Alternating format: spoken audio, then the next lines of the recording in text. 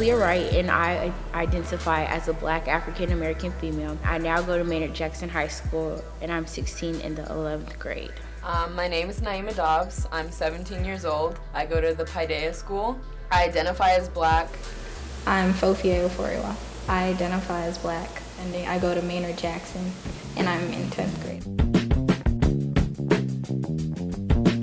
At my school, I face pressures of not actually being Black enough, or not talking like you're actually Black, or I talk like I'm white, and I don't necessarily fit in with some people, but then the people I do fit in would be white, so I don't know where I should fit in. I also feel like the way I dress can really sort of put people off too. Some people thought that I was really just sort of being extra to just to be extra and sort of get attention and stuff like that. I would prefer going to school in New York because it's more diverse, and in the South it's either really hood or the kind of preppy kids, and I'm neither of those, so it's harder to fit in.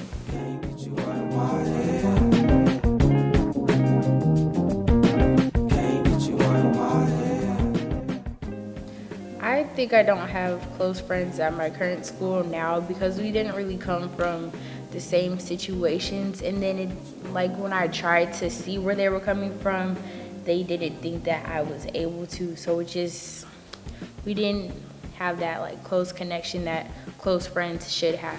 Friends? Yeah. I don't have friends. Yeah, I have acquaintances. There's always been a very high stress to have a social group and have a friend group, and I don't know, I guess I've always struggled with that because I've always felt I'm on my own island. I definitely had friends, but it would usually be individual friends here and there, and there was never really one solid group. My friends in New York were more in touch with art and music. Since there's not much to do here, people usually resort to doing drugs or drinking.